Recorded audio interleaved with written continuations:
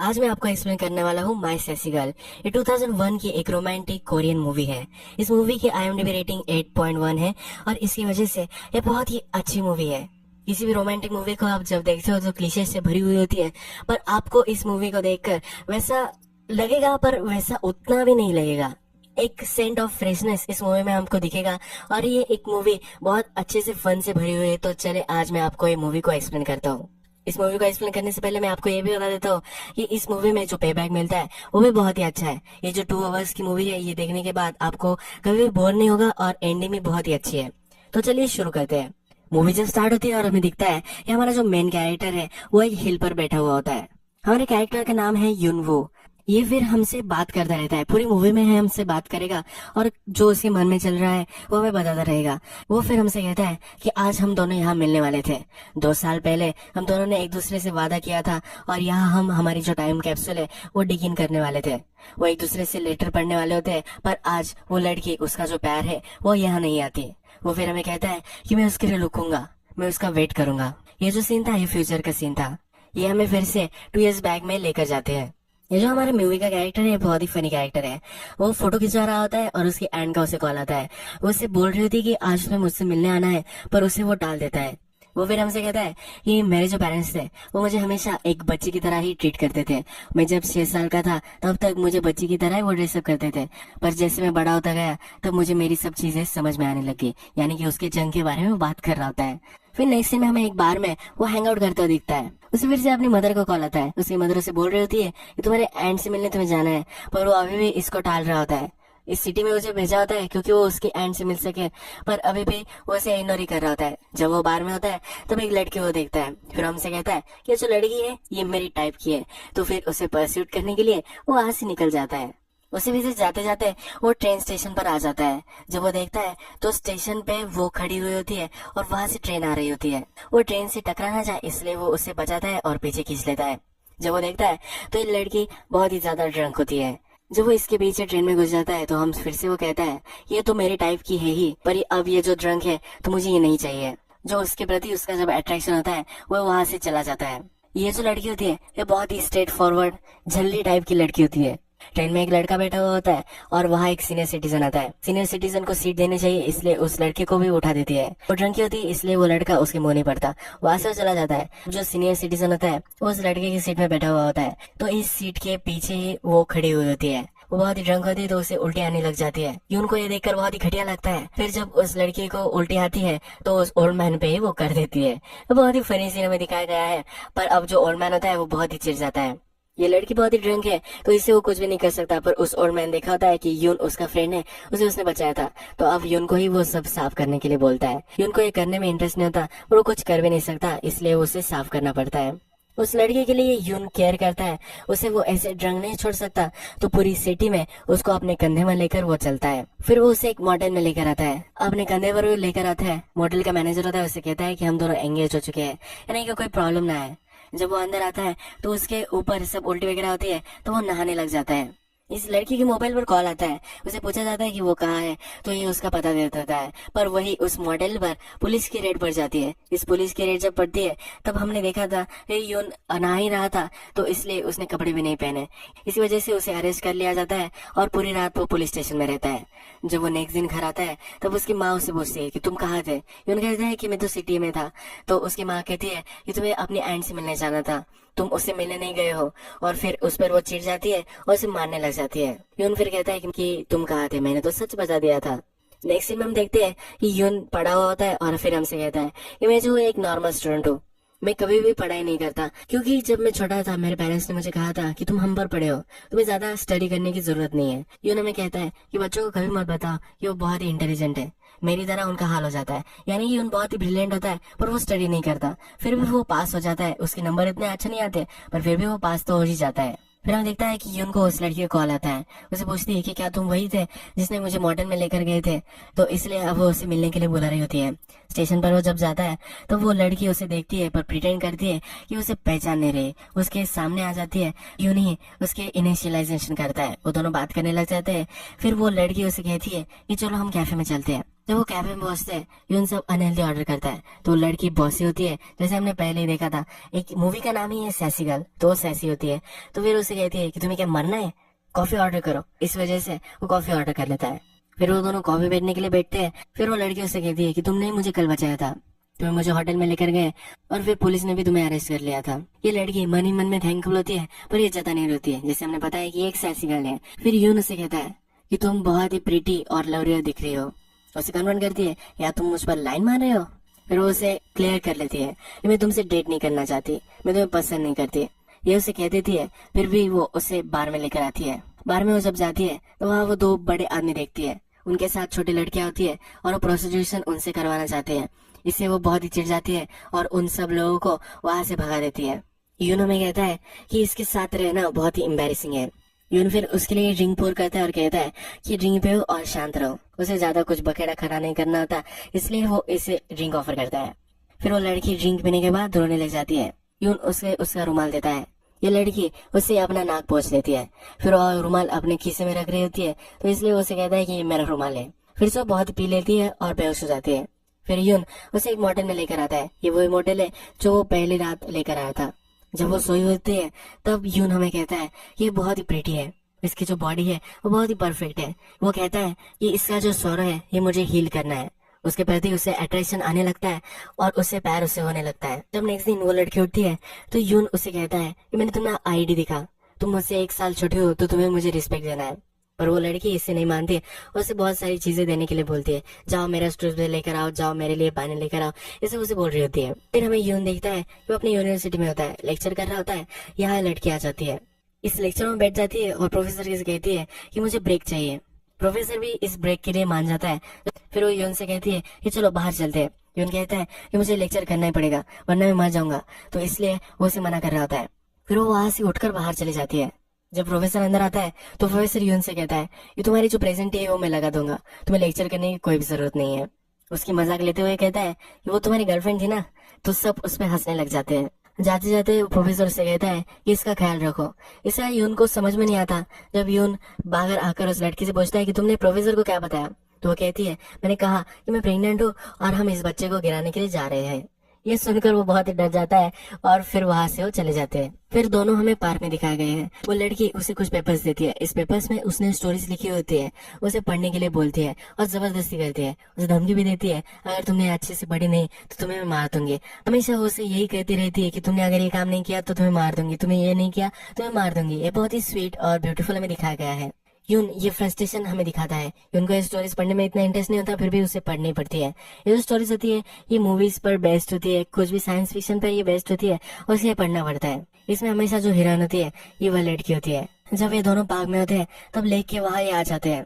जब वह लड़की रोई थी तब यून को उसने बताया था कि मेरा अभी अभी कल ब्रेकअप हो चुका है, तो अभी उसे कह रही है कि मैं कभी भी उसे भुला नहीं पाऊंगी, ऐसा मुझे लग रहा है। तो वो फिर से अपना मूड चेंज कर लेती है और यून को कहती है तुम्हें क्या लगता है ये तालाब कितना डीप होगा। यून कहता है कि मुझे कोई आइडिया नहीं है और उससे वो ढकेल देती है। यून को तैरना नहीं आता तो इसलिए फिर वो उसे बचाती है। यून उससे बहुत ही डरने लग जाता है, उसे बहुत दिनों तक इग्नोर कर रहा होता है। तो फिर से अपने फ्रेंड के साथ बाहर में होता है तब उसे और एक लड़की दिखती है। उसके पीछे वो लगने वाला होता है, पर वो जब उसे पास जाकर देखता है तो ये वही लड़की होती है। वो उससे डर कर भागता है, उसे कोई भी लेना देना नहीं चाहिए होता। फिर ये लड़की उसे कॉल करती है पर इस कॉल को भी वो इग्नोर कर देता है। नेक्स्ट सीन में हमें देखता है कि यून ने अब उसका माइंड चेंज कर लिया है। वो हमें कहता है कि अब मैं उससे बदला लेना चाहता हूँ। वो भी ट्रेन पर ड्रंक होकर वही सो जाना चाहता है, यानी कि उसे लगता है कि वो लड़की आएगी, उसे उठाएगी और मोटेल में लेके जाएगी, पर ऐसा कुछ भी नहीं होता। वो ड्रंक हो जाता है और सो जाता है, पर उस पर कोई भी ध्यान नहीं देता। उसे ट्रेन स्टेशन पे ही सोना पड़ता है। उसके पास पैसे नहीं होते तो किसी को लगता है ये एक होमलेस गाय होगा, तो इसे वो चिल्लर दे देते हैं। फिर इस चिल्लर से वो कॉल करता है और उस लड़की को वहां बुलाता है, पर थोड़ी देर में वहां पुलिस आ जाती है। पुलिस उसे लॉकर में लॉक कर देती है। फिर वो लड़की उसे लेने के लिए आती है और उसे खाना वगैरह देती है। फिर नेक्स्ट दिन यून हमें दिखता है कि वो घर में घुस रहा होता है। वो बहुत ही चालाकी से घुस रहा होता है, यानी कि उसकी मदर को पता न चले। वो हमें कहता है कि मेरी मदर बहुत स्ट्रिक्ट है, अगर उसने मुझे फिर से देख लिया तो कुछ भी उसके हाथ में हो उसे मुझे मारेगी। और उसकी मदर के हाथ में हमें रोलर दिखता है, ये बहुत ही ज्यादा हेवी होता है, इससे वो उसे बहुत ही ज्यादा इंजर्ड हो सकती है, तो इसलिए वो बहुत ही बचकर जा रहा होता है। नेक्स्ट सीन में हम देखते हैं यून अपने रूम में होता है। उसके फादर भी वहाँ होते हैं, तो उसके फादर फटाक से उसका डोर ओपन कर लेते हैं। उसके फादर उसे बोलते हैं कि मुझे लगा था कि तुम पॉर्न वगैरह देख रहे होगे और एग्जैक्टली अपने कंप्यूटर में यून यही कर रहा होता है, पर उसने विंडो चेंज कर ली होती है, इसलिए उसके फादर को लगता है कि वो ये नहीं कर रहा, और ऑफ कोर्स वो यही कर रहा होता है। फिर यून हमें कहता है कि उस लड़की का कल बर्थडे है, उसके लिए मुझे कुछ तो करना पड़ेगा वरना वो मुझे मार देगी। उनको फिर आइडिया आता है कि वो थीम पार्क में काम करता था, वहाँ रात में उसे लेकर जाएगा, लाइटनिंग वगैरह लगाएगा, सॉन्ग लगेगा, फायर क्रैकर्स लगेगा, इसे उसे इम्प्रेस कर देगा। जब वो रात में जाते हैं तो उस पार्क में उन्हें सिकिंग करना पड़ता है। जब उस पार्क में पहुंच जाते हैं वहाँ एक सोल्जर छुपा होता है, वो सोल्जर इन दोनों पर गन लगाता है। ये जो सोल्जर होता है वो भाग कर आया हुआ होता है। इस सोल्जर को ढूंढने के लिए बहुत सारी आर्मी वहाँ आ जाती है। ये सोल्जर भी इनसे पूछता है कि तुम यहाँ क्यों आए हो, तो उनसे कहता है कि ऐसे ही हम पार्क देखने के लिए आए हैं। उसे उसमें बिलीव नहीं होता। फिर वो सोल्जर अपनी कहानी बताता है, मैं जब ड्यूटी पर था मेरी गर्लफ्रेंड ने किसी और के साथ लफड़ा कर लिया, इसलिए उसे पनिश करने के लिए वो जिस आदमी के साथ उसने लफड़ा किया होता है उसे मारना चाहता है, पर वो कर नहीं पाता, तो इसलिए अब वो खुदकुशी करने वाला होता है। वो लड़की उससे पूछती है कि तुम अपने आप को क्यों मार देना चाहते हो। वो उसे कहता है कि मेरे गम में वो डूब जाएगी, पर वो लड़की उसे कहती है कि तुम अगर मर भी गए तो फिर भी वो तुमसे मूव ऑन कर जाएगी, इतना ज्यादा फर्क नहीं पड़ने वाला। वो फिर रोने लग जाता है। फिर वो उसे कहती है कि तुम हमें जाने देने वाले हो, तुम कुछ भी नहीं करोगे। फिर यून भी उसे कहता है कि मुझे जाने दो, इसे अगर तुम ये रखना चाहते हो तुम यहाँ रख सकते हो। यून भी ये मजाक कर रहा होता है, तो फिर ये सोल्जर का मन पलट जाता है। वो उस लड़की को जाने देता है और यून को कैदी बना लेता है। फिर यून से कहता है कि मैं यहाँ काम करता था, मुझे यहाँ की एग्जिस्ट पता है, तुम्हें हेल्प कर सकता हूँ। ये दोनों जब बाहर निकलते हैं तब सब सोल्जर उन्हें घेर लेते हैं। वो सोल्जर यून को मारने वाला होता है, पर वो लड़की फिर वहां आती है। वो उस सोल्जर को कहती है कि तुम अपने आप से पूछो कि क्या तुमने उससे सच में प्यार किया था। अगर तुम उससे प्यार करते तो तुम उसे जाने देते, वो खुश है, इसी में तुम अपना सॉल्यूशन ढूंढ लेते। वो उसे कन्विंस कर लेती है, उसे कहती है कि तुम्हें जीना है, तुम जियोगे और फिर से लव क्या होता है ये एक्सपीरियंस करोगे। फिर ये सोल्जर रोने लग जाता है और यून बच जाता है। फिर वो लड़की यून को मारती है और बोलती है कि ये क्या था, मुझे छोड़ दो और इसको पकड़ लो। फिर नेक्स्ट दिन ये दोनों कैफे में हमें दिखाए गए हैं। यून ऑर्डर करता है, उसे कोक चाहिए होता है, पर ये लड़की फिर से उसे कहती है ये मरना है, कॉफी लो। फिर वो कॉफी ऑर्डर करते हैं। यून ये सब देखकर हंसने लग जाता है। अब उसे इस लड़की की आदत पड़ने लग जाती है। वो जो भी करने वाली होती है उसे पहले ही पता होता है। उससे फिर से वो स्क्रिप्ट देती है और उसे स्क्रिप्ट पढ़नी पड़ती है। यून हमें कहता है कि इसकी जो स्क्रिप्ट होती है वो हमेशा घटिया ही होती है, इसमें कुछ सेंस नहीं होता होती है, फिर भी लोग छाता पहन कर ही जाते हैं, तो ये जरा इलॉजिकल है, फिर भी उसे पढ़ना पड़ता है। फिर वो लड़की उसे कहती है ये जो बुक एडिटर होता है उसके पास जाकर मुझे मेरी ये स्क्रिप्ट देकर आओ। यून भी ये स्क्रिप्ट उसे देकर आता है। जब ये दोनों ट्रेन में होते हैं अब इनकी अच्छी से फ्रेंडशिप हो चुकी है, तो एक गेम खेल रहे होते हैं। इन्होंने एक लाइन वहाँ ट्रेन पे ड्रॉ की होती है, कोई भी पैसेंजर जिस पैर से क्रॉस करेगा उस पैर जो आदमी को असाइन किया होगा वो आदमी दूसरे को मारेगा। यानी कि यून ने अगर लेफ्ट लेग चूज किया होगा और किसी ने लेफ्ट लेग से क्रॉस किया तो उस लड़की को मार सकता है, और इस लड़की ने अगर राइट चूज किया है तो अगर किसी आदमी ने राइट से क्रॉस किया तो ये लड़की यून को मारेगी। ऐसा ही गेम खेलते हैं, बहुत सारे सोर्सेस आ जाते हैं और इसमें वो लड़की जीत जाती है। यून को बहुत मारती है और लोग ये सब देखने लग जाते हैं। एक सीन में देखते हैं ये जो लड़की सब करती है यून को वही करना पड़ता है। वो स्क्वॉश खेलती है तो यून को भी यही खेलना पड़ता है। जो बॉल होता है वो हमेशा उसके सर पर ही लगता है। वो फिर उसे कराटे की क्लास में भी लेकर जाती है, वहाँ भी उसे वो मारती है। एक दिन जब यून अपनी यूनिवर्सिटी से बाहर निकलता है तब ये लड़की उसके वेट कर रही होती है। उसे यून के साथ हैंग आउट करना बहुत ही अच्छा लगता है। इस दिन उस लड़की ने हील्स पहनी हुई होती है, तो यून को वो बोलती है मुझे बहुत ही हर्ट कर रही है। उसे कह रही होती है कि क्यों ना हम एक्सचेंज कर ले, यून ने बूट पहने होते हैं तो उसे अब बूट पहनने होते हैं। यून से मना करता है पर वो चिढ़ कर वो जा रही होती है तो यून भी मान लेता है। यून को पूरी यूनिवर्सिटी में हील पहनकर चलना पड़ता है। सब उस पर हंसते हैं पर भी वो करता है। लड़की उसे उसके पीछे भी लोड दौड़ने के लिए बोलती है, ये भी वो करता है। जब रात होती है तो बारिश होने लग जाती है। ये लड़की फिर उसके घर तक उसे लेकर आती है। वो उसे अपने घर में बुलाती है पर यून नहीं मानता। ये जब लड़की चली जाती है तो उसका बैग यून के पास ही रह जाता है, तो इसके लिए बैग देने के लिए फिर से वापस जाता है। इस लड़की के जो फादर थे उससे पूछते हैं कि क्या तुम मेरे बेटी के बॉयफ्रेंड हो। वो कहता है कि नहीं, अब तक वैसा कुछ भी नहीं हुआ है। फिर उसके फादर यून को कहते हैं कि अगली बार तुम घूमोगे तब इतना लेट नहीं होना चाहिए। जब यून बाहर आता है तो मुझे कुछ सुनाई देता है। उस लड़के के फादर उसे डांट रहे होते हैं और यून से उसे नहीं मिलना है ऐसा उसे इंस्ट्रक्ट कर रहे होते हैं। यून फिर हमें कहता है कि बहुत दिनों तक उसका कॉल ही मुझे नहीं आया, और एक दिन अचानक से उसका कॉल आया और उसने मुझसे ऐसी बात की कि हमारे बीच कुछ हुआ ही नहीं है। इस कॉल पर वो लड़की उसे कहती है कि तुम्हें कब एक लड़की बहुत ही प्रीटी लगती है। उसे मजाक करता है और कहता है कि जब वो नेकेड हो। फिर उसे सीरियस होने के लिए बोलती है तो वो कहता है कि जब वो पियानो बजाती है। वो भी उसे कहती है कि जब एक लड़का मेरे क्लासरूम में मुझे फूल देने के लिए आता है तो मुझे बहुत ही प्रीटी लगता है। आज उनकी जो रिलेशनशिप होती है उसका 100 डे होता है, तो इसी वजह से उसके लिए अब उसे फूल लेकर जाना होता है। यून उस लड़की की यूनिवर्सिटी में पहुंच जाता है। वो एक डिलीवरी मैन है ऐसा ढोंग करता है और वहां आ जाता है। वो लड़की भी पियानो बजा रही होती है, उसके लिए वो सब करती है और उस स्टेज पर जाकर वो फूल दे देता है। यून को उस लड़की ने हाई स्कूल के जो यूनिफॉर्म होते हैं वो पहनकर आने के लिए बोला होता है। ये फिर दोनों एक क्लब में जाते हैं और वहाँ बहुत मजे करते हैं। यून फिर हमें कहता है कि जब हम उस बार में गए थे उसके बाद हमेशा उनके यहाँ कॉस्ट्यूम पार्टी होती है और कॉस्ट्यूम की थीम होती है हाई स्कूल ड्रेसेस। फिर ये दोनों टैक्सी में होते हैं तो यून हमें कहता है कि अब ये सो रही है पर ये सॉरोफुल मुझे नहीं लग रही, इसका सॉरो अब कम हो रहा है। जब मैंने पहली बार इसे देखा था ये बहुत ही दुखी थी, शायद उसे यून की जरूरत नहीं रहेगी ऐसे यून को लग रहा होता है। जब यून उस लड़की को घर छोड़ने आता है तो उसके फादर उसे बैठाते हैं, उसे अपने पॉकेट खाली करने के लिए बोलते हैं। उस पॉकेट में उसे कॉन्डम मिल जाता है, इसलिए अब वो उसे स्टिक करते हैं और कहती है कि अभी कभी तो मेरी लड़की से नहीं मिलना है। अब बहुत सारे दिन गुजर जाते हैं और लड़की उसे कांटेक्ट नहीं करती। नेक्स्ट सीन में दिखता है कि अब बहुत सारे दिन गुजर गए हैं तो एक दूसरी लड़की के पास वो आया हुआ होता है, उसके साथ उसकी डेट होती है। इस डेट पर वो होता है तब हमें हमारी जो हीरोइन होती है उसका कॉल यून को फिर से वापस आ जाता है। वो उसे बुला रही होती है, उसे कहती है कि मैं एक डेट पर हूँ तो यहाँ आना चाहिए। यून पहले उसे मना कर देता है पर जिस डेट पर होता है फिर उसे पता चलता है कि जो लड़की है वो लड़की है ही नहीं, वो एक लड़का है। तो फिर वो वहां से अपनी जान बचाकर भाग जाता है। फिर हीरोइन के पास वो आ जाता है और वहाँ उस डेट पर आकर बैठ जाता है। फिर ये लड़की वॉशरूम जाती है, एक आदमी के साथ वो डेट पर आई हुई होती है। यून फिर उस आदमी को टिप्स देता है अगर तुम्हें इससे अच्छी रिलेशनशिप चाहिए तो तुम्हें ये सब चीजें करनी पड़ेगी। वह लड़की वॉशरूम से आती है तो यून वहाँ से चला गया होता है। फिर जिस आदमी के साथ वो आए हुए थे वो आदमी उसे कहता है कि तुम्हारा जो फ्रेंड था उसने मुझे कुछ रूल्स दिए हैं, ये रूल्स मैं तुम्हें कहकर बताऊंगा। इस रूल्स में वो कहते हैं ये इससे ज्यादा ड्रिंक मत करने देना, नहीं तो ये किसी न किसी को मार ही देगी। हमेशा तुम जहाँ जाओगे वहाँ तुम कॉफी पीना। जब तुम्हारा 100th डे होगा उसका जब सेलिब्रेशन करना होगा तो इसके लिए फूल लेकर जाना, उसे बहुत ही अच्छा लगेगा। जब वो तुम्हें मारती है तो इससे ज्यादा सीरियस नहीं लेना। तो तुम्हें दर्द होने लग जाए तो दिखाना मत कि तुम्हें बहुत ही दर्द हो रहा है। अगर उसके पैर दर्द होने लग जाए तो इसके शूज एक्सचेंज कर लेना। उसे राइटिंग बहुत ही पसंद है तो हमेशा इसे इनकरेज करना। यह सब जब ये लड़की सुनती है तो वो रोने लग जाती है। वो भागते भागते यून का पीछा करने लग जाती है।